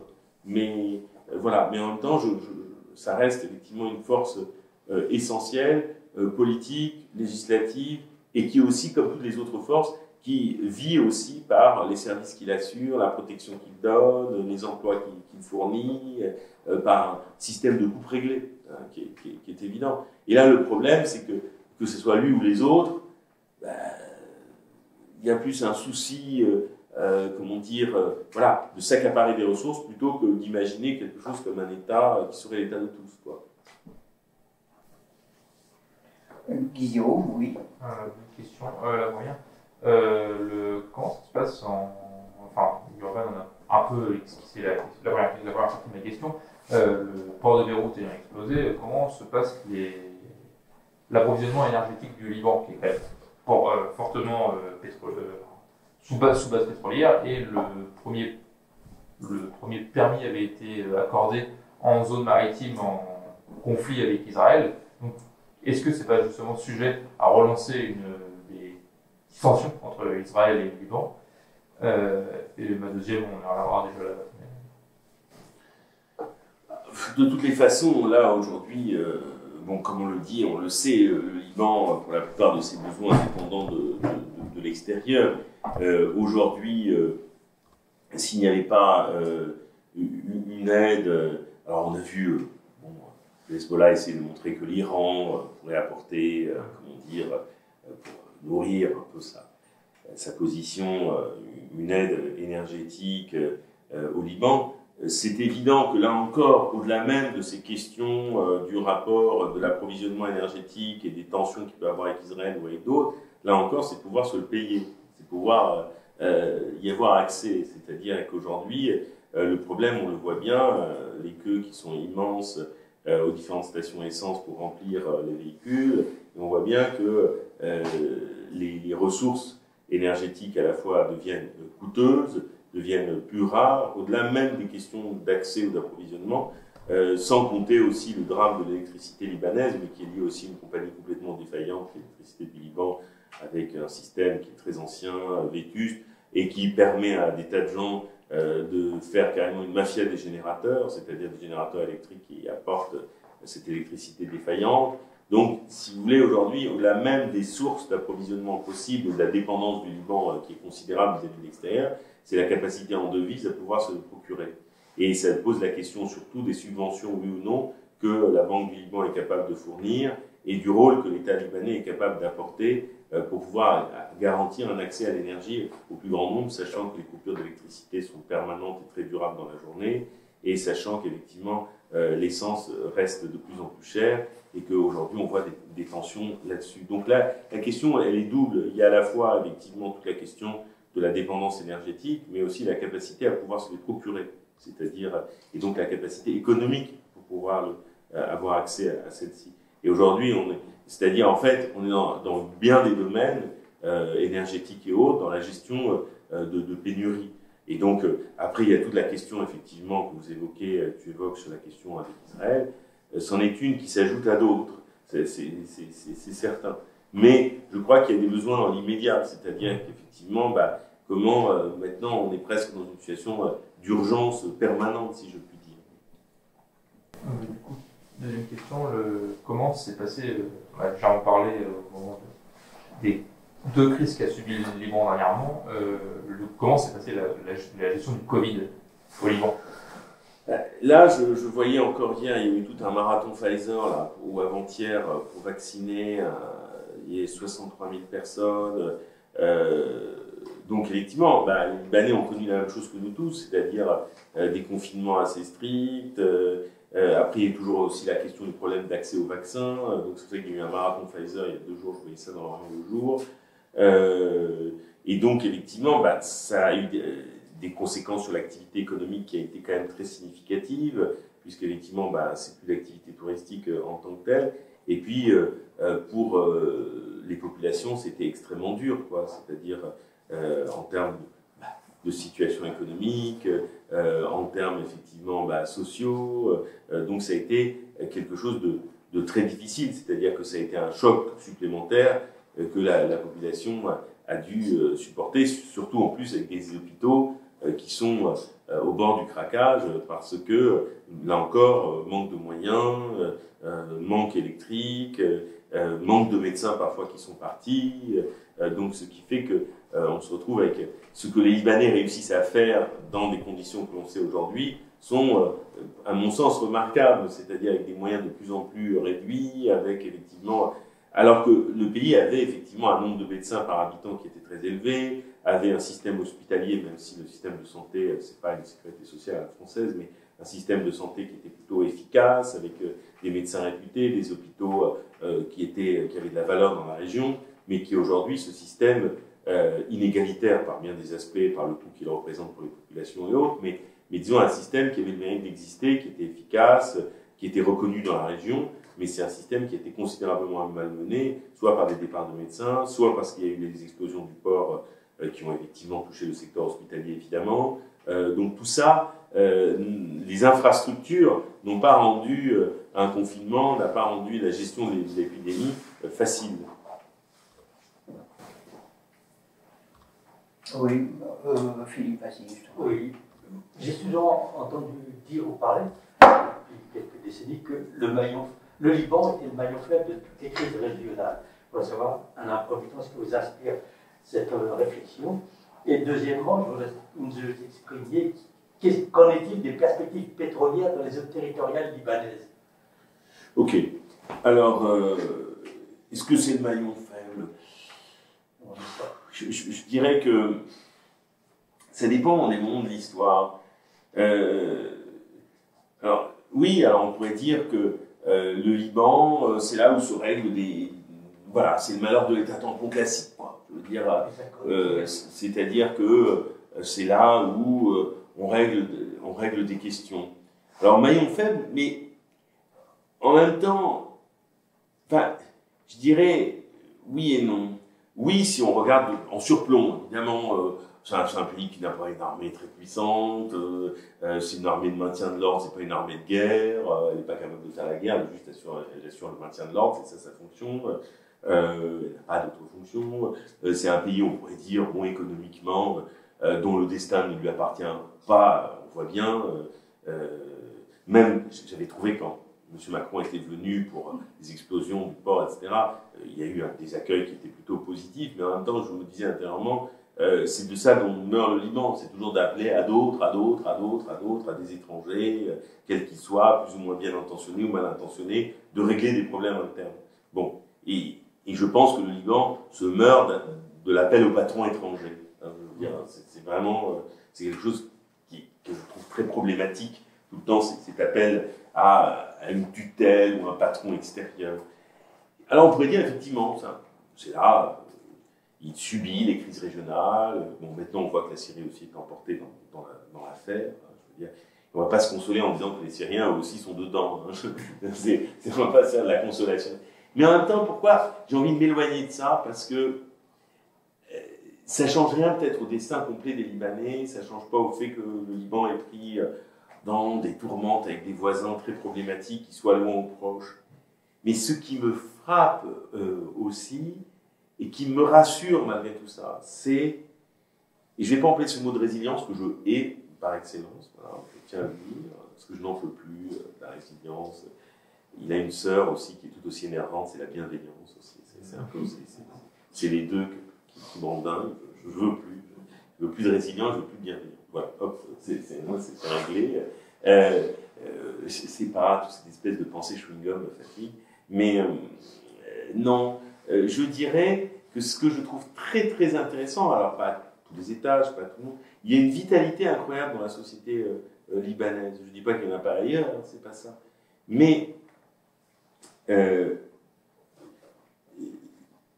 ce pays affronte des crises d'une ampleur incroyable et conserve, que ce soit intellectuellement, culturellement, dans ses mobilisations, même s'il y a des tensions, même s'il y a des oppositions, même s'il y a des départs, même s'il y a une immigration massive, bien sûr. Mais une force incroyable, et la société, après tout ce qu'elle a supporté, n'a pas basculé dans une violence généralisée. Je veux dire, c'est quand même assez incroyable, parce qu'avec tout le paysage, si finalement, pour le dire sans poésie et sans précision, si tout le monde se s'était mis dessus ou se serait tiré dessus dans tous les sens, on aurait pu ne pas leur en vouloir. Parce que dans le fond, non, c'est-à-dire que la société a résisté. Et quand on voit, quand le port explose, comment des gens, alors qu'ils ont eu des morts, des blessés, les dégâts sont considérables, les uns et les autres sortent, se mobilisent, organisent, nettoient les rues, reprennent. C'est-à-dire qu'il y a certes un environnement qui est très très problématique dans lequel se déploie le Liban, je veux dire, c'est évident, mais il y a une ressource dans cette société qui me fascine à chaque fois. C'est-à-dire, et c'est pas une histoire de résilience, alors que les gens vivent dans des situations de pauvreté, de difficulté. Le Liban reste un pays intellectuellement, moralement, vraiment d'une ressource considérable. Évidemment, ce qui est terrible, c'est de voir toute cette migration, tous ces gens qui partent, bien sûr, mais on les comprend. Mais c'est pour cela que je n'aime pas parler du Liban sous une forme misérabiliste. Je ne supporte pas. je ne veux pas que le monde ait pitié du Liban. Je ne veux pas qu'on regarde la société en disant, bon, elle peut encaisser les résidents. Non, elle est capable, comment dire, d'inventer un avenir qui est autre. Mais il est vrai que, je veux dire, avec les voisins qu'elle a, je sais pas, que ce soit les voisins les plus proches ou même un peu plus lointains, c'est un problème. Voilà. Alors après, et voilà, il y a toutes ces questions pétrolières, les gisements qu'il y a, les possibilités. Après, c'est tout le problème de quelles sont les élites libanaises qui sont capables de conduire ça. Et là, on retrouve la logique du clientélisme, on retrouve la logique que l'on disait tout à l'heure. Il y a des ressources, bien sûr. Après, il faut voir la capacité que les Libanais ont à négocier des contrats, à apporter des choses dans un intérêt collectif et pas juste partisan de groupe ou parce que bon, il peut y avoir du pétrole, il peut y avoir des ressources dans tous les sens. Si finalement la population n'en voit pas les couleurs, ça n'a aucune importance. Parce que l'idée, c'est effectivement que le développement soit profitable à tous. Si c'est encore une fois une logique d'accaparement et de rente de certains pour d'autres, qui est du pétrole, de l'or, ou ce que vous voudrez, on s'en fout, d'une certaine façon. C'est-à-dire, est-ce qu'il y a une conscience nationale, est-ce qu'il y a une conscience de porter un intérêt? Et là, on peut en douter, parce que quand on voit l'état dans lequel était le pays économiquement 13 mois pour constituer un gouvernement, il semble que pour toute une classe politique, c'est pas la priorité, c'est pas le plus grand nombre. Et ce sont des jeux politiques internes qui vont compter plus que apporter des réponses. Surtout que ce qui me fait le plus peur de la part de la communauté internationale, à travers les projets qui sont proposés au Liban, c'est quoi? C'est la restauration du modèle ancien. C'est ça le plus terrible. C'est-à-dire, c'est pas l'ouverture vers un modèle productif nouveau, c'est au contraire le retour au modèle ancien. C'est-à-dire à ce modèle qui a conduit à la crise. C'est-à-dire à la thérapie FMI, Commission européenne, CEDRE et compagnie. C'est le retour à l'ordre ancien. Et c'est surtout ce qu'il ne faut pas faire.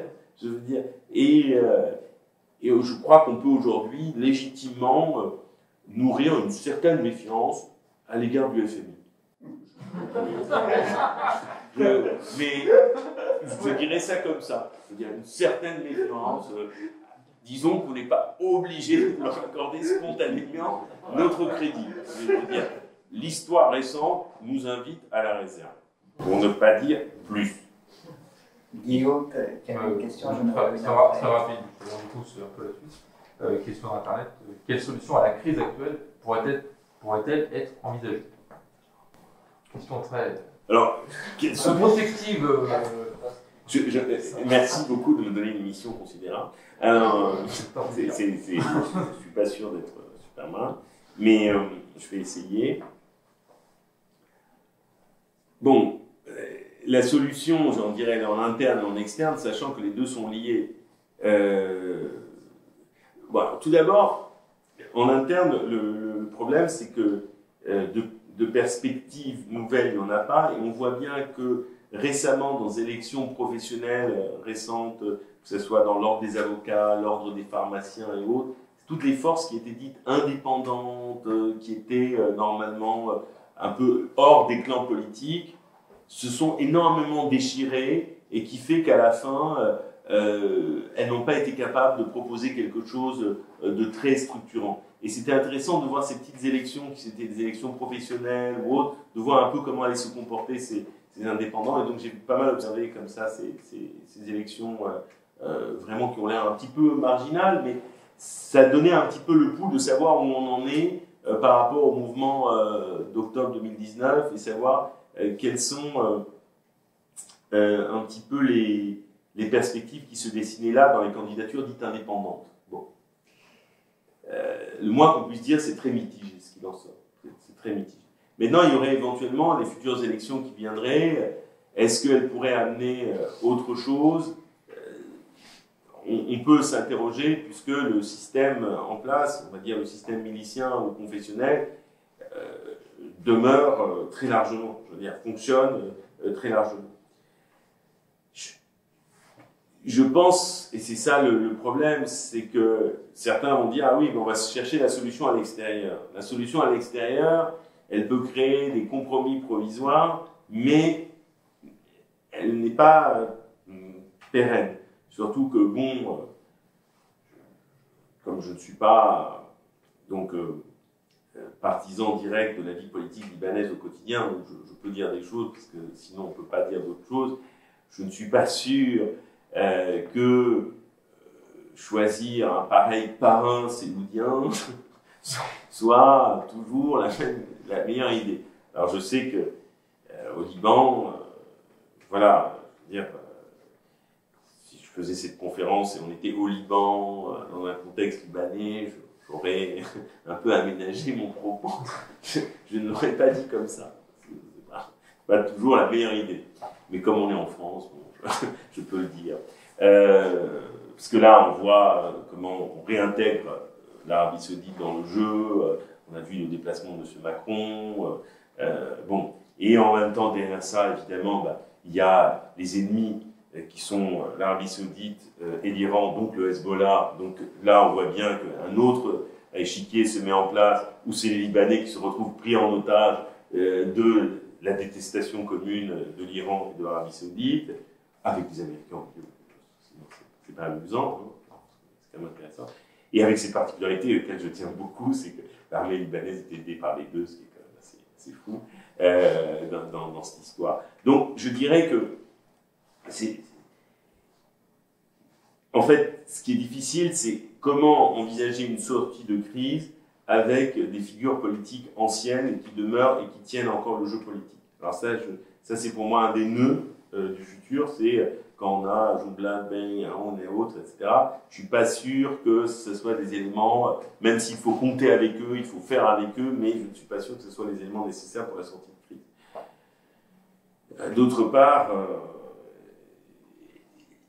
et alors ça c'est la grande difficulté, économiquement en tout cas, c'est de pouvoir reconstituer un appareil productif qui sorte de la logique de la financiarisation, de l'immobilier, de la spéculation immobilière, et pour pouvoir faire en sorte que toute la main-d'œuvre libanaise, tous les gens qui sont éduqués, trouvent un avenir et ne soient pas forcément tentés de partir, ou en tout cas de garder des liens suffisamment forts avec le pays pour pouvoir nourrir une dynamique économique et pas juste une aide venant de l'extérieur pour rendre la situation supportable. Aujourd'hui, le problème, c'est que qu'est-ce qui rend une solution de crise compliquée, c'est que c'est moins en interne, parce que je pense qu'il y a une volonté dans la société libanaise de pouvoir reprendre en main son destin, même si c'est très compliqué, il y a des forces contraignantes à l'intérieur qui empêchent de le faire. Je dirais que c'est l'environnement externe qui est très problématique, et qui fait que, entre la Syrie qui reste très largement dans une situation d'instabilité, qui n'est pas sortie de la guerre civile, même si on n'en parle plus trop, et l'environnement, on évoquait Israël tout à l'heure,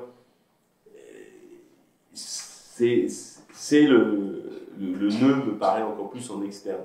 Alors qu'à l'intérieur de la société libanaise, je pense qu'il y a suffisamment de ressources, même si aujourd'hui, effectivement, il y a eu un épuisement du mouvement, comment dire, de 2019, mais il y a quand même une vraie mobilisation au sein de la société libanaise qui peut faire espérer quelque chose peut-être de différent, peut-être à travers les élections à venir, peut-être d'autres mobilisations encore citoyennes comme on en avait vu, mais c'est l'environnement extérieur qui me paraît être aussi source encore plus de préoccupation. Et là, ce que l'on voit, où on a fait semblant de résoudre la crise gouvernementale entre l'Arabie Saoudite et le Liban, c'est pour moi des solutions un peu de bricolage qui ne règlent pas grand-chose et qui permettent juste d'avoir un peu de respiration parce que le Liban a besoin de l'Arabie Saoudite et donc voilà, c'est juste reprendre un peu d'air, mais je ne suis pas sûr que ce soit avec ça qu'on puisse bâtir quelque chose de pérenne. Donc je dirais que la solution, évidemment, elle doit revenir aux Libanais, par les Libanais et en dehors du système politique tel qu'il est, mais si l'extérieur voulait un peu moins se mêler aux affaires libanaises et que les politiques libanais cessent aussi de tout le temps appeler des patrons extérieurs, quels qu'ils soient, ça aussi, ça faciliterait la tâche future, quoi.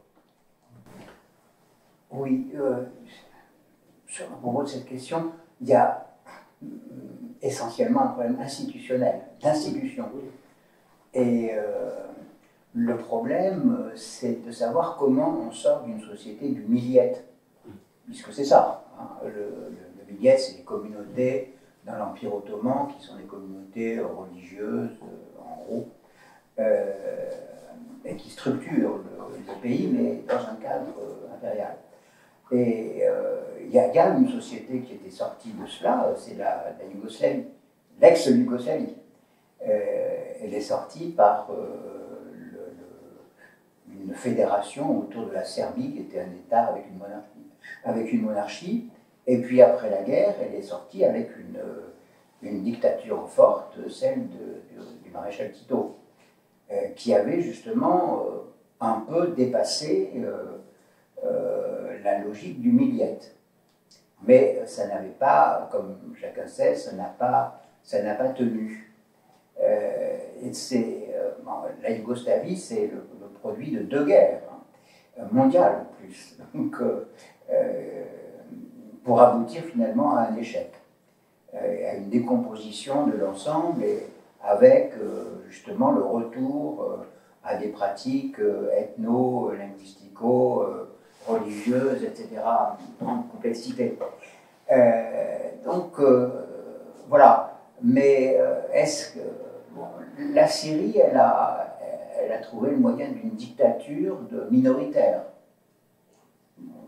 C'est ça. Oui, s'appuie, c'est ce que montrait, je ne connais pas la Syrie, mais tu la connais bien, Alexandra. C'est ce que montrait Michel Serrat dans son livre L'état de barbarie. C'est une minorité qui a pris une assavillia, qui a pris le pouvoir, qui s'appuie sur les autres minorités contre la majorité. Bon, en gros. Mais le Liban, ça ne s'est pas passé comme ça. Il n'y a pas eu de minorité capable d'imposer sa volonté et de négocier des accords dans un cadre étatique.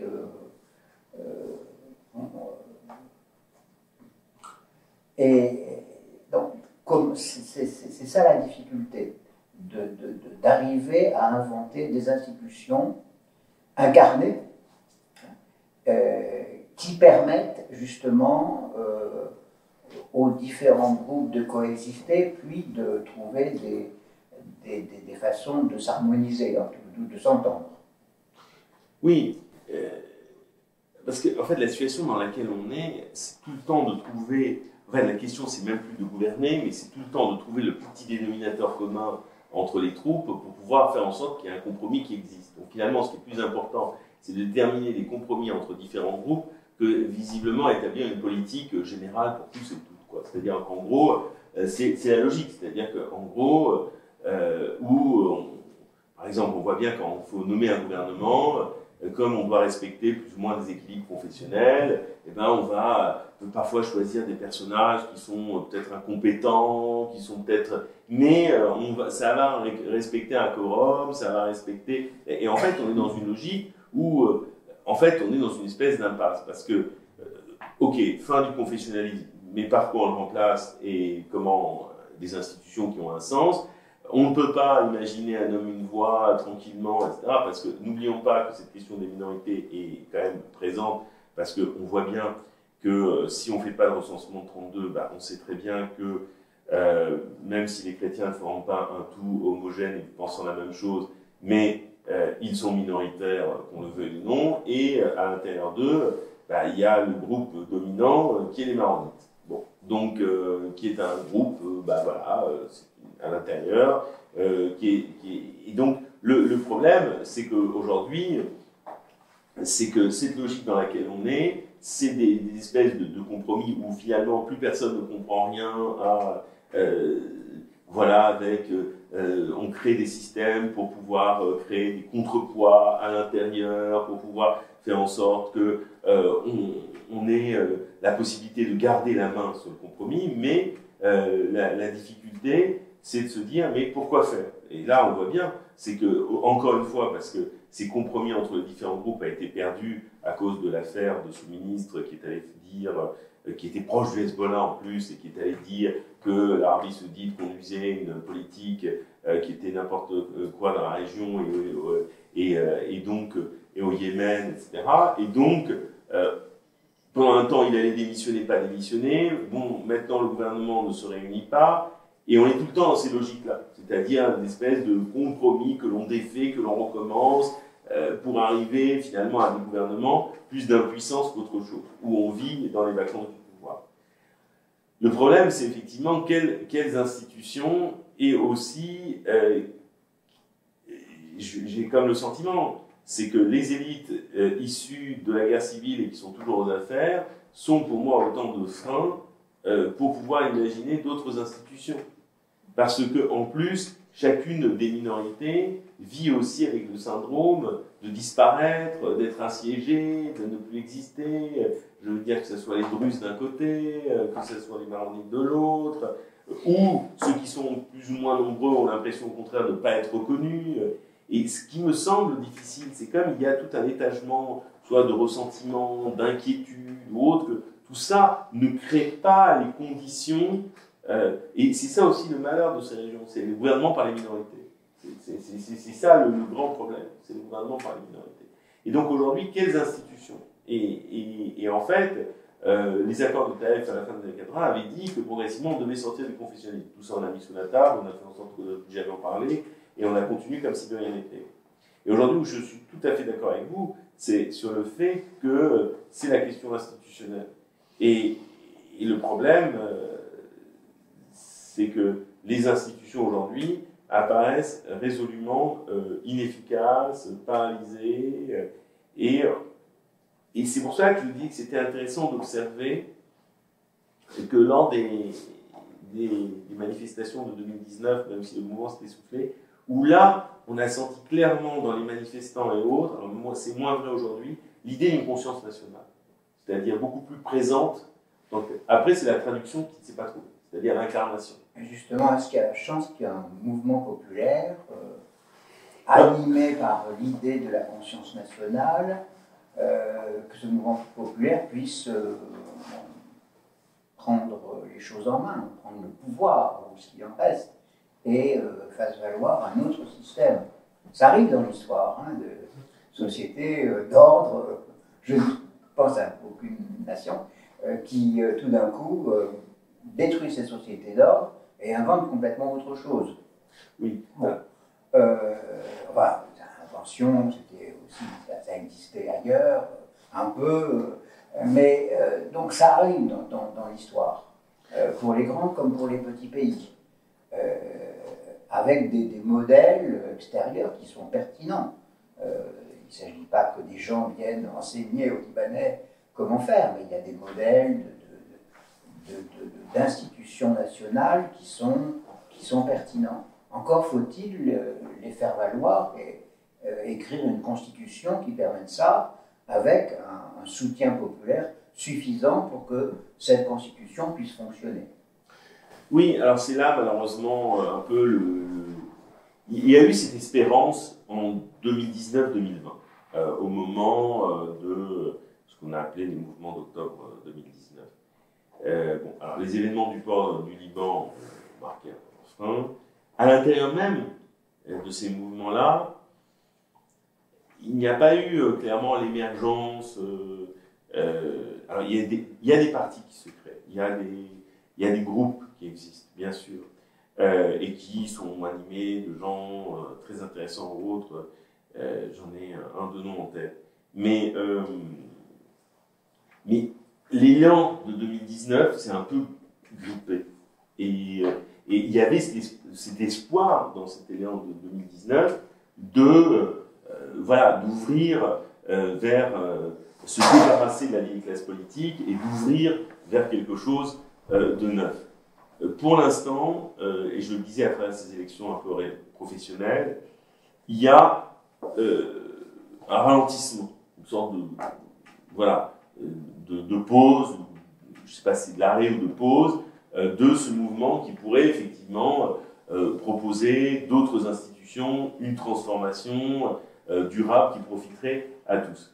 Je crois que beaucoup de Libanais, de gens qui sont mobilisés, ont pas un sentiment de déception, mais un peu d'amertume en disant que finalement, de ces mouvements-là, on avait espéré autre chose et que cette classe politique, elle a fait bloc, quoi. Elle a fait bloc, elle a tenu, elle a conservé ses positions, et en plus, ce qui était difficile, c'est qu'ils ont fait en plus porter les effets de la crise sur le plus grand nombre.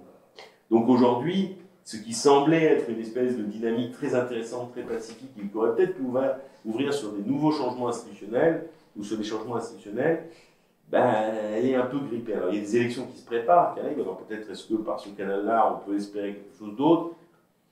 Là, il y avait eu, par exemple, pour les élections à venir, toute une mobilisation de groupes qui voulaient que, pour que ça change la donne, que tous les expatriés s'inscrivent sur les listes électorales pour pouvoir voter depuis l'étranger, ce qui n'était pas possible par moment. Et donc là, d'essayer de faire toute une campagne à travers les réseaux sociaux pour pousser les gens à vraiment, depuis l'étranger, se mettre sur les listes pour pouvoir voter. Et alors certains se sont plaints parce que les données qu'ils ont livrées ont été données. Alors il y avait des partis qui leur téléphonaient au Canada ou ailleurs pour leur dire mais non, il faut comment ça, vous voulez pas voter pour nous, machin. Donc les gens ils étaient très énervés, ils pensaient que la plateforme elle était, ça les protégeait des données qu'ils disaient, etc. Alors que c'était récupéré par les partis qui appelaient les autres pour leur dire bon mais qu'est-ce que vous fichez, etc. J'avoue que ça m'avait un peu découragé parce que je me suis dit bon je vais quand même m'inscrire puisque j'ai conservé aussi la nationalité libanaise, donc je me suis dit, je pourrais faire ça aussi, mais je me suis dit, je sais pas, je n'ai pas envie de recevoir des coups de téléphone. Je n'ai pas spécialement envie de m'entretenir avec certains partis libanais au téléphone. Je nourris ce désir. Ça ne fait pas partie de mes souhaits immédiats. Donc, si vous voulez, le truc, c'est que à ce niveau-là, je ne vois pas, même si effectivement c'est le chemin, mais cet élan, c'est un peu, c'était un peu arrêté, c'est un peu brisé. Mais, et c'est ça aussi qui m'inquiète, on va dire, d'un point de vue institutionnel, c'est il faut revenir sur tout le schéma qui était resté, celui de Taef, là, à la fin des années 80, repartir de là, reproposer autre chose, mais je pense sans vouloir exagérer l'économique, mais c'est vrai que l'environnement économique et cette espèce de logique de survie dans laquelle est placée une partie de la population, ça n'aide pas. Je trouve. Parce que bon, quand même, on a quand même un nombre d'individus qui vivent en dessous du seuil de la pauvreté, on a plus de 80% de la population, quoi. Je veux dire, ce qui est quand même... C'est difficile. Alors, l'un n'empêche pas l'autre, hein, ça peut conduire tout à fait une réponse politique. Mais j'aimerais, enfin, je suis aussi impatient en fait. Parce que bon, je suis d'autant plus impatient, mais à la fois parce que le destin du Liban m'importe, et que du fait de toutes ces tragédies, même si je suis très heureux d'être ici, je suis venu là. Donc effectivement, hein, donc, mais effectivement, la réforme des institutions est une réforme absolument nécessaire et la manière dont les institutions fonctionnent depuis Taef 89, tout ça c'est à revoir. Mais là aussi, ça pose le même problème qui est pour moi un problème qui m'intéresse aussi pour la France, c'est la question des élites. Merci, cher Frédéric. Merci. La question reste ouverte.